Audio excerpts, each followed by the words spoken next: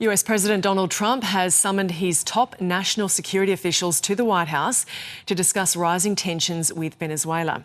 The Oval Office meeting comes as Donald Trump intensifies pressure on Venezuela's President Nicolas Maduro following a military build-up in the Caribbean and months of US strikes on so-called drug vessels. Now, at least 80 people have been killed in these strikes so far.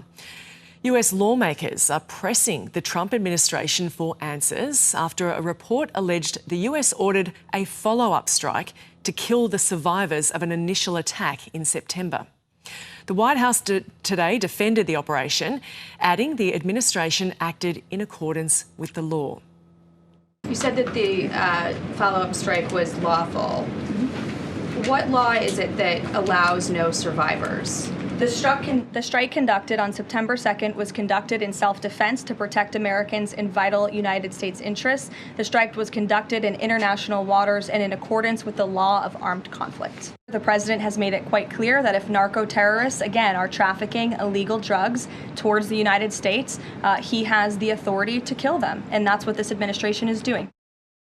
Caracas has rejected the claims that Washington strikes are in an effort to curb drug trafficking and insists regime change is the ultimate goal of the Trump administration.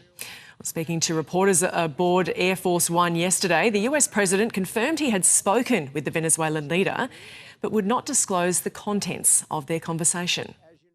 The New York Times reported that you had a phone call with Maduro. Did you? I don't want to comment on it. The answer is yes. And can you tell us a little bit about it? No, I can't do that. Mr. President, would you say it went well? I wouldn't say it went well or badly. It was a phone call, yeah. Victor Amaya is a journalist with Venezuelan newspaper Talcual and joins us now from the nation's capital, Caracas. Victor, thank you for joining us. Thank you for your time. Firstly, on that phone call, there are these reports of an ultimatum by various news outlets.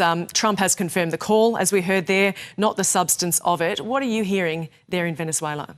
We are hearing a lot of information coming mainly from U.S. outlets about ultimatums for Maduro to leave power rather sooner than later, but also to take out the whole government with him, especially after the elections of 2024 presidential election that he lost and he didn't concede power. So we have been hearing about that, and also we've been hearing that Maduro's response to that has been on two ways. Let's call it like that. One, seeking asylum for he and his family outside the country without any repercussions afterwards. But on the other hand, offering the U.S. Open access to all of national resources to keep him in power in favor of those new agreements.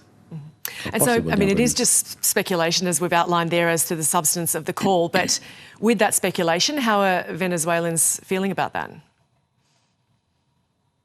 I think people in Venezuela, and we feel like in the streets, people in Venezuela they want a resolution. They want to being taken out of the constant pressure of what's going to happen next.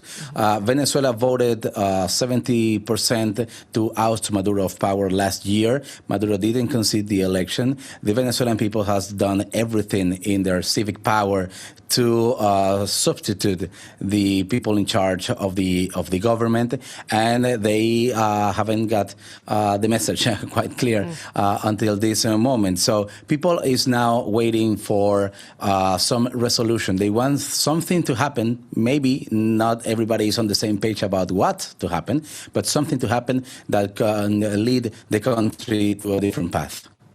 Trump will be meeting with White House cabinet and national security officials today. They'll be discussing Venezuela. What do you expect will come from that? Maybe a little bit more information about what the real deal plans of the Trump administrations are about Venezuela, if they're going to make some military move inside the country, about narco structures or narco infrastructures, if you will, or if there's going to be some relaxation of all the pressure, military buildup around the area in the Caribbean that is also affecting at the same time the civilian life here in the country, because now now commercial flights are being canceled, and the country is getting quite a bit isolated, even more than before this everything started. Is this a war on drugs or something else? This has something about war on drugs.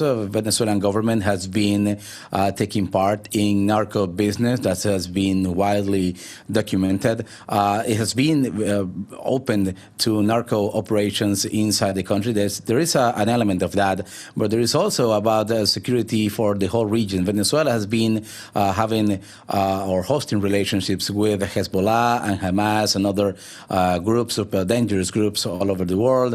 Also have been taking part into discussions about how to engage with the regimes like Putin's regime in Russia or Xi Jinping in China. So for security reasons of the U.S., it's very understandable that they want to keep the hemisphere on their own radar, right? But there is an element of narco drug trafficking there, but it's also about democracy in Venezuela. Last year, Maduro lost the election 70% to 30%, and he didn't concede, and he cracked down on Venezuela a little bit more, with more than 2,000 people being put in jail in just 1 week. There's more than 1,000 people now as a political prisoners in Venezuela, and the crisis, the humanitarian crisis, has not been separated, it's not being eased out by any means. So it's also about the large-scale migration that is facing Venezuela for 1 decade now,